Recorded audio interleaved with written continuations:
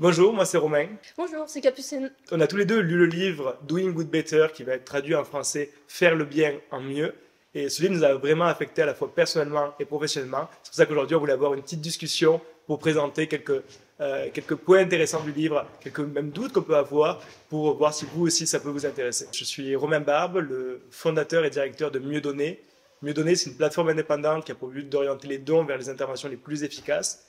Et c'est très inspiré des outils ou des principes qui sont dans le livre. D'ailleurs, le livre mentionne explicitement les dons, les questions d'efficacité des associations. Et d'ailleurs, le livre est une des raisons qui m'a motivé à lancer Mieux Donner. Moi, je suis responsable de programme chez Altruisme Efficace France, une association qui essaie de promouvoir les idées de l'altruisme efficace en France et dans la francophonie en général. On propose des programmes d'initiation à l'altruisme efficace et de l'accompagnement pour les personnes qui souhaitent mettre en place les principes de l'altruisme efficace dans leur vie.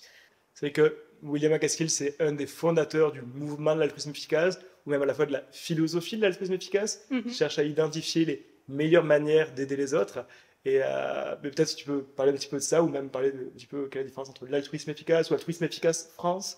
Altruisme Efficace France, c'est une association. L'altruisme efficace, on peut le définir de plein de manières différentes, mais c'est un mouvement, une philosophie, une communauté aussi, qui est apparue dans les années 2000-2010 et qui a pour principe d'essayer de réfléchir de manière un petit peu plus rationnelle, un peu plus basée sur les faits, à notre altruisme pour essayer d'avoir un impact beaucoup plus grand. Une des idées phares dans l'altruisme efficace, que je trouve qui est très bien illustrée dans Doing Good Better, imaginons on est dans la rue, quelqu'un de la Croix-Rouge, bon il dit pas la Croix-Rouge, mais quelqu'un de la Croix-Rouge vient nous parler et essaie de nous demander de donner des sous à son association.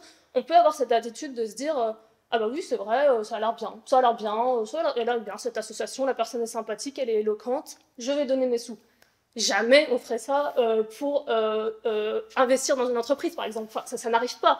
Personne vient nous voir dans la rue en nous disant oui, j'ai une super entreprise. Lui, je crois qu'il prend un exemple de cosmétique. J'ai une super entreprise de cosmétique. Peut-être si tu prends tel nombre de parts, ça pourrait faire ça, ça, ça. Enfin, personne ne signerait, personne ne donnerait ses sous. Et du coup, ce qu'il veut dire par là, William McCaskill, c'est on a des standards d'exigence pour nous-mêmes de qu'est-ce qu'on fait avec notre temps, notre argent, qu'on n'applique pas du tout dans notre altruisme. L'altruisme efficace pose cette question de pourquoi ce serait le cas et comment on peut faire mieux. Et il y a ce truc qui est assez frappant, qui parle que les meilleures associations peuvent permettre d'aider 100 fois plus que celles qui sont simplement bonnes. Et potentiellement, si vous voulez aider sur les questions de santé-pauvreté, de souffrance animale ou sur le climat, vous pouvez, pour le même don, avoir 100 fois plus d'impact. Comment ça se fait qu'il y ait des associations comme ça qui aient 100 fois, 1000 fois plus d'impact? Justement, quand il a commencé à lui-même, quand il était encore étudiant à Oxford, il en parle dans le livre, à se poser la question de ah ben moi j'ai envie d'aider les autres, j'ai envie d'améliorer leur bien-être, de réduire les souffrances, mais donc je donne, mais je sais pas vraiment comment mon argent est utilisé ou quel est l'impact de ces dons. Il a commencé à essayer de regarder un petit peu des choses de ce qu'il appelle le coût efficacité, c'est-à-dire pour chaque euro donné, quel est l'impact attendu. Et il s'est rendu compte qu'il y avait des écarts énormissimes. Et quand je dis énormissime, c'est potentiellement on peut aider 100 fois plus, 1000 fois plus si on oriente nos dons de manière stratégique. Et en fait, il compare avec des associations simplement bonnes. Et c'est quelque chose d'assez intéressant parce que ce pas des associations qui sont mauvaises, qui utilisent de la corruption, qui vont détourner des fonds. Non, non, c'est simplement que avec des outils meilleurs, on peut pas simplement être bien et se contenter de faire le bien, mais on peut aussi de le faire mieux et potentiellement avoir 100 fois plus d'impact. Il prend un exemple très concret dans le livre d'un Sud-Africain qui était entrepreneur, qui avait déjà eu des succès dans des entreprises, qui un jour voit quelque chose qui s'appelle les play pumps, qui est un tourniquet où les enfants peuvent jouer, qui permet de pomper de l'eau en même temps. Ça a l'air d'être une bonne idée. Là, c'est innovatif, on voit, il y a des photos des enfants qui jouent, il y a l'eau qui jaillit, qui permet d'alimenter des villages en eau.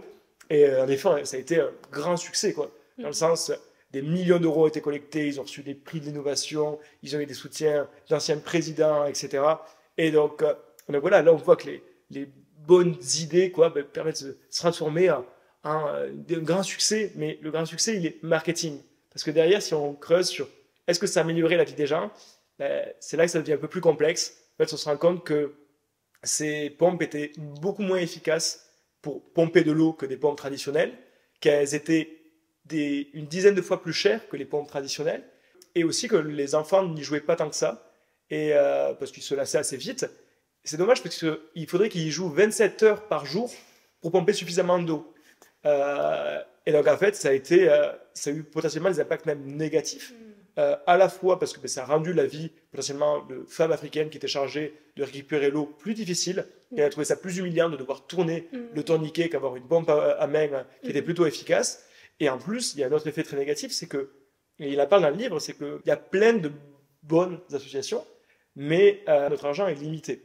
Nos ressources, notre argent, notre temps, on peut pas, si on le donne à un endroit, on ne peut pas le donner à un autre endroit. Et donc en fait, le fait d'avoir donné des millions d'euros à cette initiative qui n'avait pas d'impact prouvé, qui même s'est avéré qu'on a mesuré qui était négatif, mais c'est aussi des sommes qui ne sont pas allées vers des associations qui, elles, ont un impact prouvé, utilisent une méthode scientifique et ont vraiment à cœur d'aider les bénéficiaires et qui sont prêts à avoir une sorte d'humilité, de remise en cause pour aller chercher non pas les méthodes qu'ils préfèrent eux-mêmes, mais les meilleures méthodes pour aider les autres. Je pense qu'il y a une espèce de... Actuellement, dans le monde, il y a pas mal de réflexions sur comment, en tant que personne d'un pays riche, on peut aider des personnes d'un pays pauvre. Est-ce que c'est souhaitable? Est-ce que c'est bien? Et avec une espèce de prise de conscience collective qu'il faut pas arriver avec nos gros sabots et avoir des intuitions sur qu'est-ce qui fonctionne. Il faut se renseigner, demander à la population locale, inclure la population locale autant que possible. Et je trouve que cette démarche qu'il y a dans l'altruisme efficace de observer qu'est-ce qui fonctionne, qu'est-ce qui ne fonctionne pas, sur le long terme, c'est quelque chose qui s'aligne totalement dans cette démarche-là. Il parle qu'on pourrait être un peu gêné par cette mesure qui peut paraître presque froide de comptabilité. Mais il dit en fait, c'est le contraire. Si on donne de la valeur à chaque vie qu'on peut améliorer, mais c'est pour cette raison-là qu'on veut en aider le plus possible.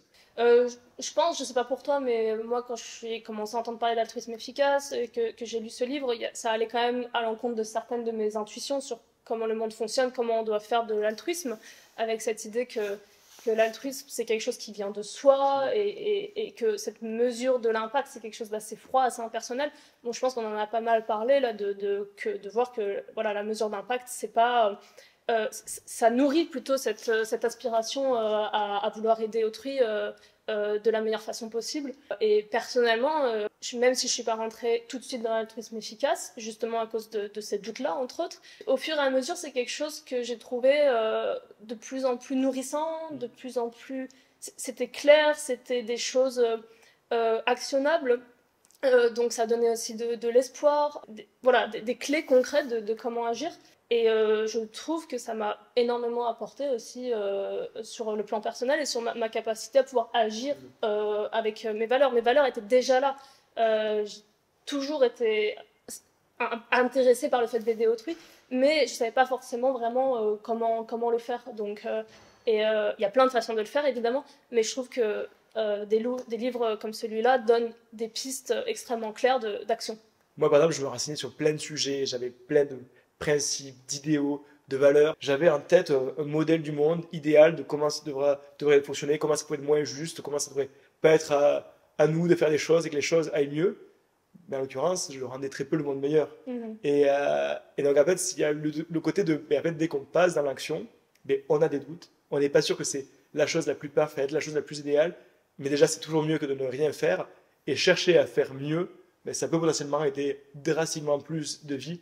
Donc, ouais, il y a le côté de, oui, c'est pas parfait. Oui, il y a des doutes. Le monde est extrêmement complexe, mais on a cette possibilité d'essayer de faire une grande différence. Que je pense qu'on peut tirer de ce livre, que ce que moi j'ai tiré personnellement, c'est plus un état d'esprit, une façon de réfléchir à nos actions altruistes, des réflexes qu'on peut développer, de se dire mais attendez, est-ce que ça fonctionne? Est-ce que mon intuition elle est conforme avec la réalité tout simplement? Il y a plein de bonnes volontés, je sais pas, moi je suis entourée de personnes extraordinaires qui ont envie d'agir, mais des fois voilà, on se pose pas toujours la question vraiment fondamentalement, mais en fait est-ce que ça fonctionne tout simplement? Et est-ce que c'est la meilleure chose que je puisse faire de mon temps, de mon argent? Et ce livre, ça invite vraiment à réfléchir profondément à l'impact de nos actions, et pas seulement réfléchir tout seul, parce que comme tu as dit, le monde est complexe, il y a énormément de données, il y a tellement de choses à prendre en compte, c'est infiniment compliqué. Et c'est pour ça que c'est aussi intéressant de se reposer sur le travail d'autres personnes qui ont fait cette démarche de réfléchir profondément à qu'est-ce qui fonctionne, tout en développant notre propre esprit critique, notre propre réflexion. Et je pense que cette démarche, elle est très mise en avant dans ce livre. C'est vraiment des fois, c'est presque une liste exhaustive d'outils, de questions, de processus sur lesquels on peut évaluer les choses. Et il y a aussi des points assez intéressants où il cite beaucoup de ressources. En fait, c'est très difficile, par exemple, si une personne est bien intentionnée et a envie de donner pour aider les autres, mais c'est très difficile de faire cette recherche soi-même. Il existe des centaines de milliers d'associations, de causes, etc. Et en fait, il parle notamment d'évaluateurs internationaux. Il parle notamment de Guy Voel, qui est un évaluateur international qui, chaque année, recense les associations qui peuvent le plus aider à sauver des vies, à lutter contre l'extrême pauvreté, à lutter contre la maladie. Et en fait, donc, une personne bien intentionnée peut se commencer à donner, par exemple, à ces sujets-là. Et c'est quelque chose qui est actionnable pour un grand nombre d'entre nous. Tu as parlé tout à l'heure de la santé, la souffrance animale, le climat. Est-ce que c'est des sujets qui sont abordés dans le livre? Pourquoi ces sujets-là? Pourquoi pas d'autres? Il y a un côté philosophique à l'altruisme efficace, où il y a même des questions de mais comment comparer des choses qui ont l'air aussi différentes. Et justement, il y a des sortes d'évaluations qui permettent de se dire la question, mais où est-ce qu'un euro supplémentaire peut le plus aider? Et donc, il parle à la fois comment, au sein d'une cause, aider le plus possible, et aussi comment se poser la question entre des causes très différentes. Il prend l'exemple que le climat, il y a 15-20 ans, était un sujet qui était particulièrement négligé, où il y avait très peu d'acteurs qui donnaient significativement pour s'attaquer au problème, alors qu'il fallait des grandes sommes d'argent pour avancer sur ce sujet. Du coup, par exemple, pour que ce soit un peu plus concret, quel exemple est donné dans le livre sur comment agir sur le climat? Sur le climat, il parle un peu d'abord de qu'est-ce qui nous prend de la charge mentale, qu'est-ce qui est important pour des personnes. Et donc, on va parler des fois de sujets comme les appareils en veille, comme éteindre les lumières, comme fermer le robinet, comme éviter de prendre un bain, comme... Des conseils que j'ai beaucoup entendus moi-même et que j'ai appliqués pendant des années en Tout à fait. efficace. Mais d'une certaine manière, ça coûte très peu de les appliquer. Moi, je les applique toujours aujourd'hui, mais il rappelle que ça, c'est une fraction de notre impact personnel. Et potentiellement, on peut aller bien plus loin aussi de notre impact personnel. Bon, déjà, l'impact personnel, il faut se concentrer sur ce qui compte le plus. Et ça peut être éviter la viande, ça peut être éviter de prendre l'avion et éviter des déplacements en voiture irréguliers. Donc ça, c'est 3 axes forts d'impact plus que d'autres sujets. Et donc, il faut prioriser parce qu'on a une attention limitée sur une énergie limitée pour s'attaquer à différents sujets. Et après, il parle aussi du pouvoir des dons.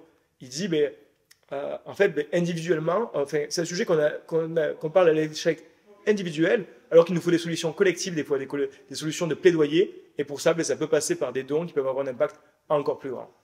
C'est-à-dire que les actions individuelles ne suffisent pas, mais individuellement, ce qu'on peut faire de plus efficace, c'est soutenir par nos dons des associations qui vont appliquer des solutions efficaces pour le changement collectif. Tout à fait. Et sachant que l'un n'empêche pas l'autre, la plupart des personnes qui aujourd'hui donnent pour soutenir des associations hautement efficaces décident aussi d'être exemplaires à l'échelle individuelle. Et il y a aussi quelque chose qui peut paraître très contre-intuitif pour beaucoup de personnes, c'est le sujet des animaux non humains. Le nombre d'individuels touchés est gigantesque. La quantité de leur souffrance, la qualité de leur vie est aussi misérable pour notamment les animaux d'élevage qui représentent une grande partie des animaux. Et donc il parle de potentiellement aussi considérer ces vies-là. Donc toujours considérer pas seulement les vies les plus proches de nous qu'on peut aider, mais toutes les vies qu'on pourrait aider, à la fois plus éloignées de nous géographiquement, plus éloignées de nous biologiquement, avec des individus d'espèces différentes, voire éloignées de nous dans le temps. Donc tout ça, c'est exploré en plus grande longueur dans le livre. Pourquoi ces domaines, pourquoi ces risques-là en particulier. Tout ça, c'est expliqué dans le livre. Une chose qui m'a surpris, c'est que cette édition française, elle a été préfacée par Mathieu Ricard. Il n'y a rien de religieux dans le livre, et pourtant c'est un moine bouddhiste qui fait la préface. Est-ce que tu peux m'en parler un petit peu plus ? Donc Mathieu Ricard, je le connais bien, enfin je connais bien son travail, puisque j'ai découvert son travail en 2018 avec Le Moine et le Philosophe. Et il se trouve que ça a été pour moi le début d'un très fort intérêt pour le bouddhisme, qui est quelque chose que j'essaie de pratiquer et d'étudier aujourd'hui. Et j'ai été assez surprise quelques années plus tard de retrouver Mathieu Ricard dans une vidéo qui présentait les activités d'Altruisme Efficace France. J'étais toute contente de pouvoir faire ces ponts.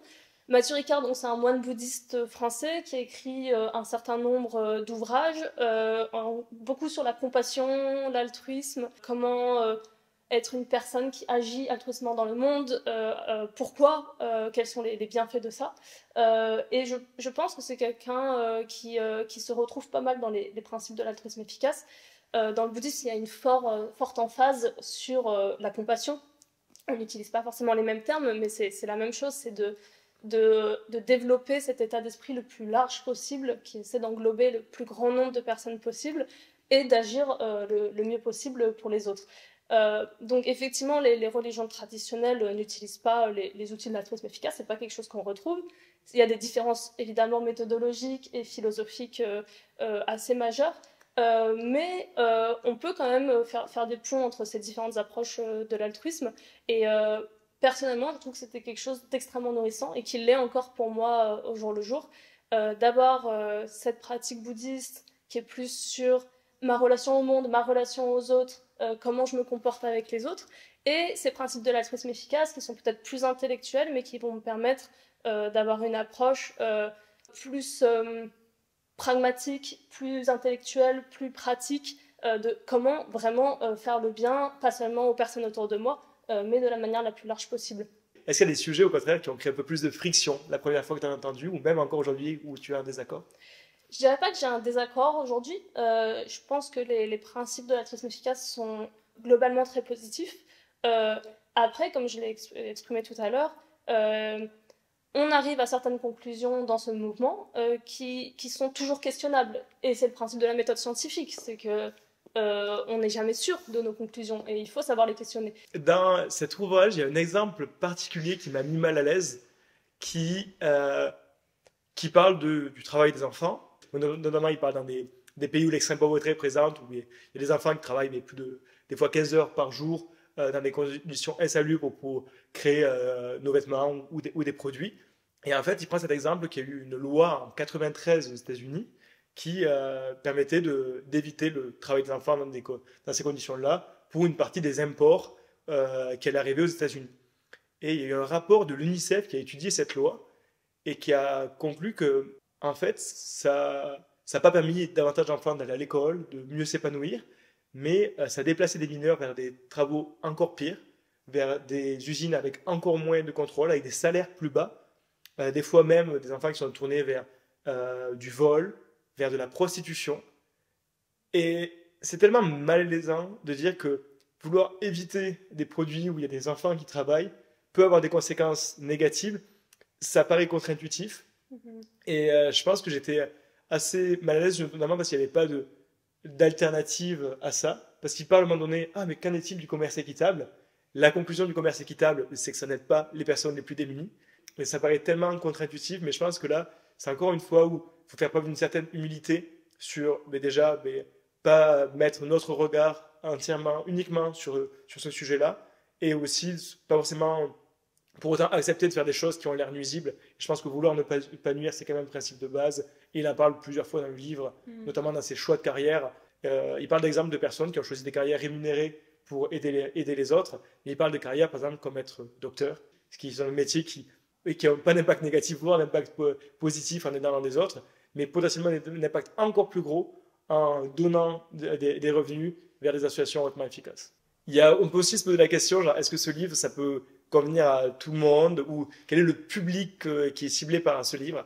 Moi, je suis ingénieur par formation, donc je pense qu'il y a des côtés qui sont des fois très quantitatifs, qui, moi, à titre personnel, m'ont beaucoup parlé, et je pense que ça reste abordé d'une manière que les personnes qui n'ont pas envie de lire les chiffres peuvent toujours adhérer au principe des livres, mais en effet, je pense que ça toucherait particulièrement des gens qui ont cet esprit un peu quantitatif ou tourné sur des principes d'efficacité. Alors, je suis d'accord avec toi, mais moi, j'ai pas du tout une formation d'ingénieur. Je viens du cinéma, donc j'avais pas cette affinité particulière initiale à cette approche, à une approche quantitative ou une approche scientifique. Et pourtant, je me retrouve totalement dans ces principes-là. Donc, j'ai envie de dire, ouvrez la porte, essayez. Peut-être que ça va pas vous parler au début. Moi, ça m'a pas parlé au début.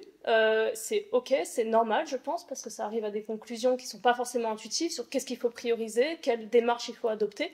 Mais je pense que si on laisse sa chance à cet ouvrage, on y réfléchit, c'est quelque chose qui peut finir par faire son petit bout de chemin et vous trouverez toujours quelque chose à en tirer. À y repenser, il y a vraiment deux types de personnes à qui ça peut vraiment parler.